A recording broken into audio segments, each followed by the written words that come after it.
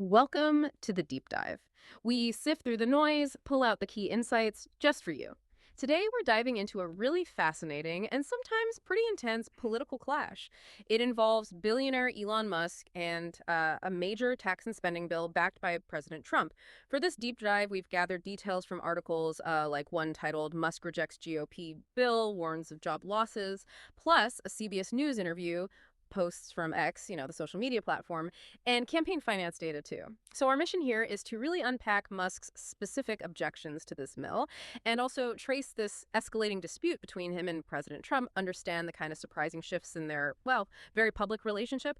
We're just going to lay out the details we found, try to present them impartially, let the facts speak, then you can decide what really stands out. Okay, let's get into it. So these strong criticisms from Musk about what President Trump called his big, beautiful bill, where did they actually start? Well, the information we have shows his objections. They didn't just pop up out of nowhere. It seems he'd recently left his position heading up the Department of Government Efficiency, DOGE, they called it. Yeah, an initiative he actually led within the Trump administration. Its whole purpose was finding and cutting wasteful spending. And then in late May, just before he officially left, he did an interview on CBS News Sunday morning.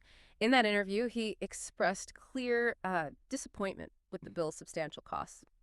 He said, and this is a direct quote, "I was disappointed to see the massive spending bill, frankly, which increases the budget deficit, not just decreases it, and undermines the work that the DAGE team is doing." He even gave his personal take on it, said, "I think a bill can be big or it can be beautiful, but I don't know if it can be both." And that link right there is so important. His job before this, focusing on efficiency, cutting costs, it gives you the whole background. So his public opposition wasn't just, random political thing. It seems rooted in this consistent view against what he saw as, well, fiscally irresponsible spending. It really shows how even a maybe brief role in policy can really shape how someone critiques things later on. Okay, so the story takes a turn, a pretty sharp one, after this celebratory event for the bill held in the Oval Office. After that, Musk's tone really seemed to sharpen. The reports we looked at say he ramped up his public opposition on X. Yeah, condemning what was described as a nearly 1,000-page Senate proposal, right as they were expecting a vote to start debate.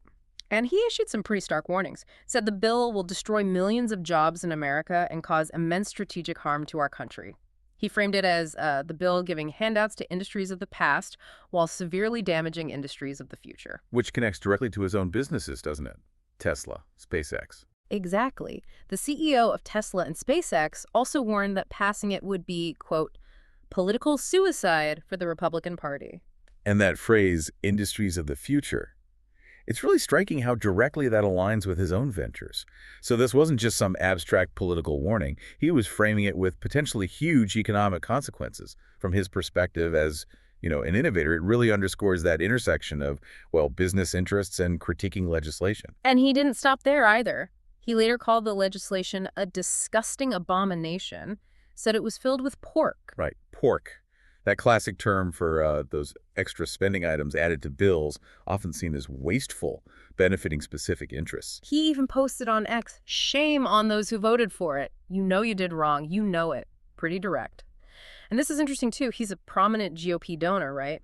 But the info shows he also threatened to oust lawmakers who he felt had betrayed the American people. Even though he had apparently suggested scaling back his political donations just recently? Yeah. So now, this is where it gets really interesting.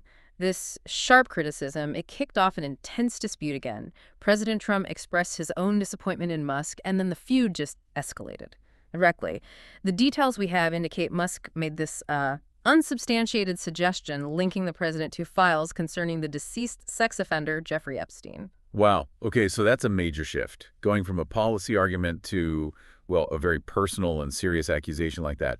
It really does highlight something about these high-stakes political fights, doesn't it? How quickly things can descend into really charged personal attacks. Yeah. Makes you wonder how much is calculated strategy versus just, sheer frustration boiling over. And the response from President Trump was also quite direct. He threatened to review the substantial federal contracts and subsidies awarded to Musk's companies. Which is a significant threat, considering. Right. SpaceX, for example, gets tens of billions in federal funds, primarily through NASA grants.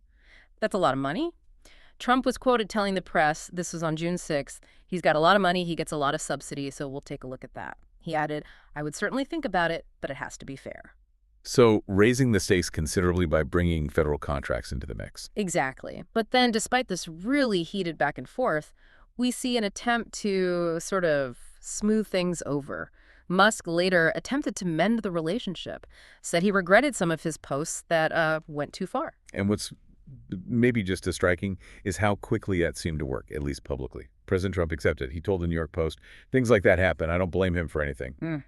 That quick de-escalation after such public and personal jabs, it really speaks to how fluid these high-level political relationships can be, I suppose. It's also really crucial, I think, to remember the financial context floating around this whole thing, this very public, very surprising clash. It happened after Musk had, according to campaign finance data, donated a staggering $277 million to Mr. Trump's presidential campaign and other Republican causes in the last election cycle. Wow, $277 million. Yeah. That's a significant sum. It adds another layer to the whole dynamic, doesn't it? It certainly does. So ultimately, the reports we looked at conclude by saying it remains to be seen how Musk's latest volley of criticism will affect the delicate peace established between him and the president in recent weeks. At the time the sources were published, the White House hadn't commented yet. And since leaving that government role, DOGE, Musk has apparently shifted his focus mainly back to his businesses. Some observers were quoted suggesting that maybe his direct political influence has perhaps diminished a bit since then. So wrapping this up, what does this all really mean for you, the listener? We've seen this whole arc. One individual's really intense opposition to a big government bill leading to this highly public, very personal clash with the sitting president.